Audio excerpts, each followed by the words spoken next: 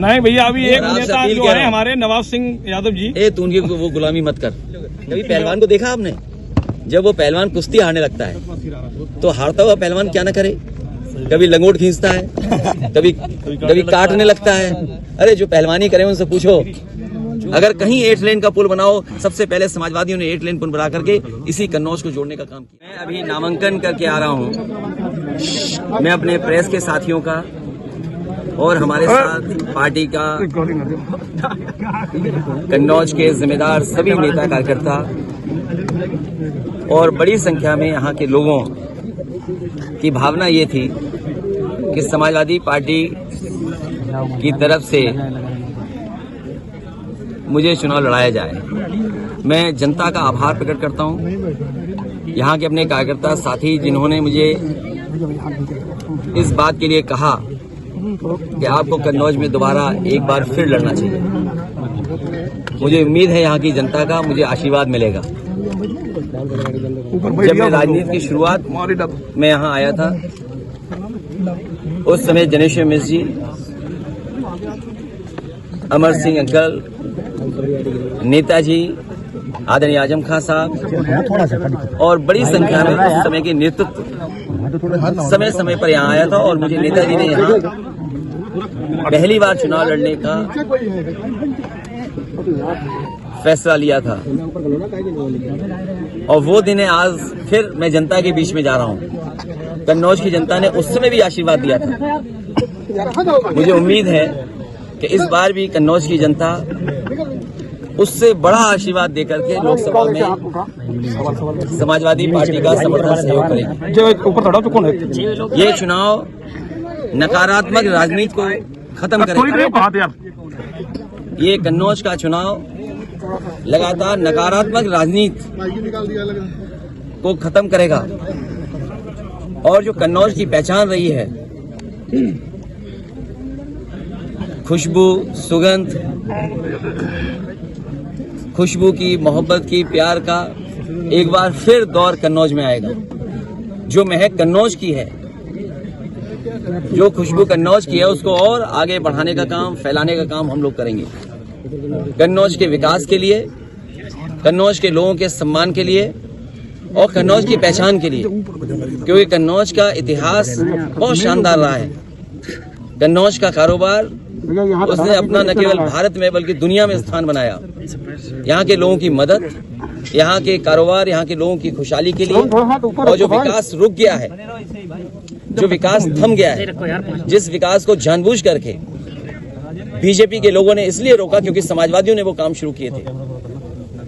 BJP के लोगों ने नकारात्मक राजनीति की। उनकी भाषा, उनका व्यवहार, उनका काम करने का तरीका, बीजेपी के लोगों ने न जाने कई बार, कितनी बार लोगों को अपमानित किया है।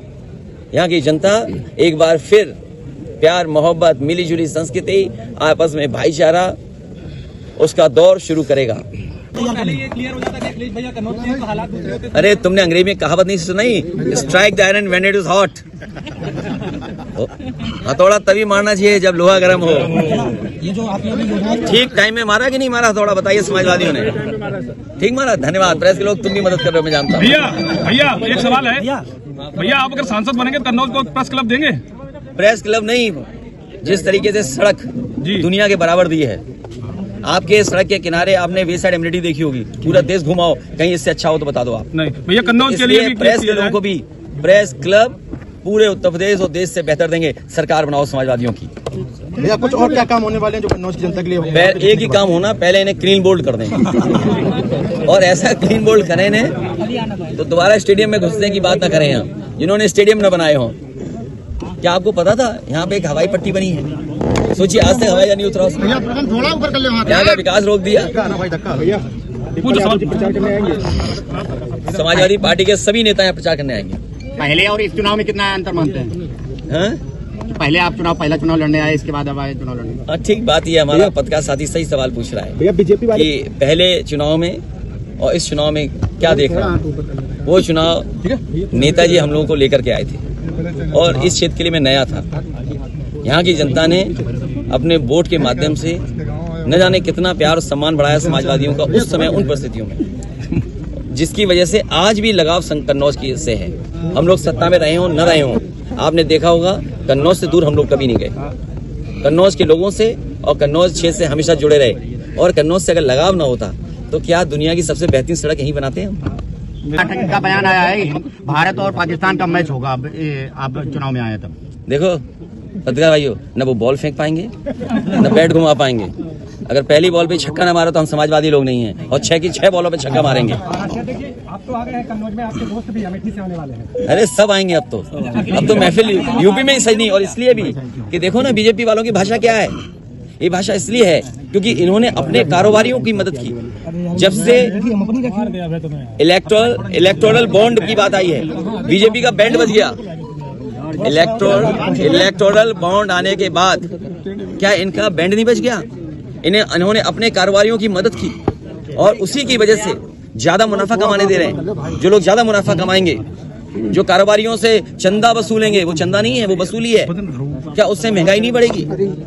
जो लोगों से इन्होंने चंदा वसूला के नाम पर वसूली की है, क्या उससे महंगाई नहीं है? और बेरोजगारी का जवाब क्या है? ये जो हिंदुस्तान पाकिस्तान की बातें कर रहे हैं, बताओ बेरोजगारों को नौकरी क्यों नहीं दी? पेपर लीक हो रहा, ये पेपर लीक कर रहे हैं। और फिर मैं अपने पत्रकार साथियों से कहूंगा, सुनने में आया है हमारे सीमा का लद्दाख के इलाके का एक सांसद भारतीय जनता पार्टी का, वो भारतीय जनता पार्टी छोड़ के जा रहा है। सोचिए आप, वहां आंदोलन कितने दिनों से चल रहा है। एक व्यक्ति और पूरे वहां के लोग 21 दिन वहां पर आंदोलन किए, भूखे प्यासे बैठे रहे, 21 दिन की भूख हड़ताल की। और रिजांगला जो हमारी पहचान थी हमारे फौजियों की, वो बताओ रिजांगला छीन ली। क्या देश को कमजोर बना रहे हैं? इनके धोखे में ना आए। ये टैक्स के नाम पर लोगों से पैसा वसूल रहे हैं, और वही लोग जो जीएसटी देने वाले थे उनको जीएसटी चोरी करना सिखाया, और उन्हीं से बीजेपी के लोगों ने चंदा लिया और वसूला।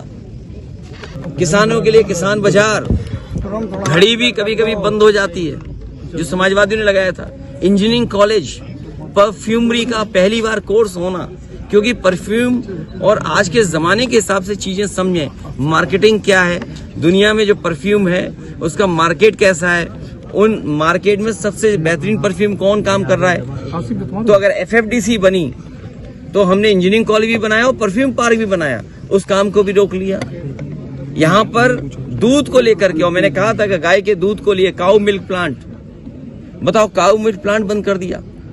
कलाम साहब जो राष्ट्रपति रहे देश के, उन्होंने और मैंने खुद उस गांव में सोलर प्लांट शुरू किया था।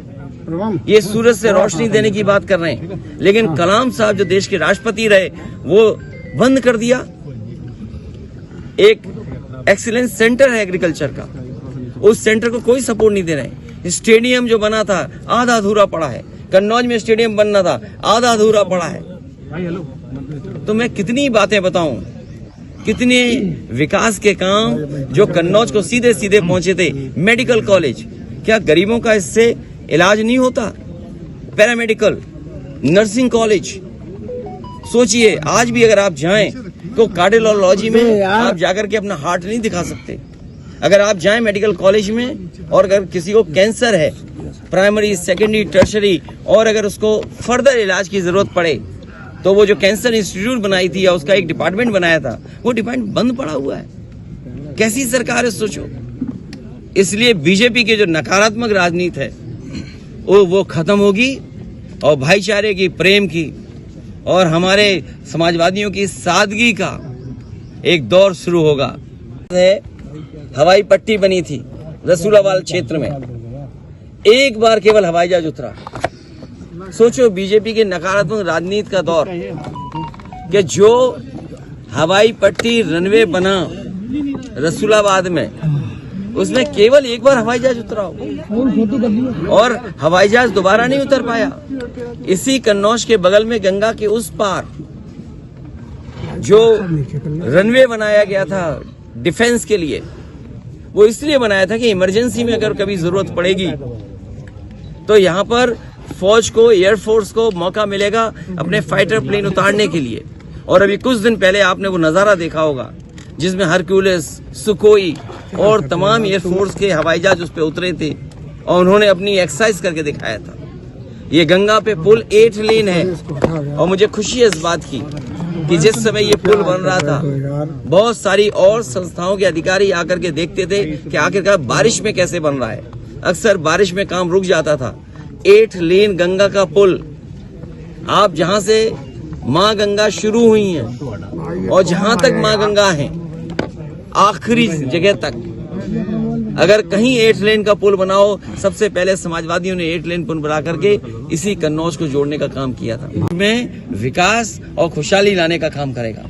यहाँ के किसान कैसे खुशहाल हों, आलू को कैसे कीमत मिले, आलू से क्या बाई प्रोडक्ट बन सकता है, मंडी में सुविधाएं किसानों को कैसे मिले, उन तमाम कामों को आगे बढ़ाया जाएगा जो बीजेपी के लोगों ने रोका है। ये रुझान आ रहे हैं, ये जो रुझान आए हैं, ये रुझान है, ये रुझान आ गए हैं। जो भाषा बदली है, जो भाषा बदली है, जो बीजेपी के नेताओं का देखा कैसी भाषा हो गई है। इसीलिए मैं कह रहा हूं, हमारा साथी कह रहा है कि कश्मीर, वो कन्नौज की क्रांति, वो हमारी खुशबू की जो क्रांति है, खुशबू की क्रांति कन्नौज की क्रांति है। खुशबू फैले, सुगंध फैले, एक दूसरे से मोहब्बत बढ़े, प्यार बढ़े, एक दूसरे का कारोबार बढ़े, ये कन्नौज क्रांति है। देखो, बीजेपी के मन की बात वाली नहीं, अब संविधान की बात होगी। क्या कर रहे हैं यार? संविधान ही हमारा संजीवनी है, संविधान ही हमारा अधिकार और मान सम्मान दिलाता है। बाबा साहब का दिया हुआ, बाबा साहब का दिया हुआ संविधान, उसको ये खत्म करना चाहते हैं। ये इसीलिए जनता का ध्यान बांटना चाहते हैं। बताइए, इनके मेरठ के सांसद के प्रत्याशी ने क्या कहा कि संविधान बदलेंगे? अयोध्या के सांसद ने क्या कहा कि हम संविधान बदलेंगे? राजस्थान से एक सांसद ने कहा, आपके कर्नाटक से एक ने कहा, और इनके मन में है, ये जो मन की बात करते हैं, ये मनमर्जी करते हैं अपनी। ये मन की बात करने वाले, मनमर्जी वाले लोगों को इस बार जनता सबक सिखाने जा रही है। जो गौशाला की गायों मर जाती है, खुलेआम डाल दिया जाता है, कुत्ते खा रहे हैं उनके। उस पर आप जो सुझाव दोगे मानूंगा। भैया आखिरी सवाल, चुनाव जीतने के बाद सबसे बड़ा, ये हारे नहीं है, ये हार चुके हैं, इसलिए इस तरह का ध्यान हटा रहे हैं। भैया एक सवाल, अगर आप चुनाव जीत जाते हैं उसके बाद सबसे पहला बड़ा काम क्या रहने वाला है? सबसे बड़ा काम ये होगा कि यहाँ के विकास को, रुके हुए विकास को शुरू करें और जनता के सुख दुख में शामिल रहें। मेडिकल कॉलेज में भैया काफी समस्याएं हैं अभी भी। अब मत बोलो, सरकार हटाओ तुम भी।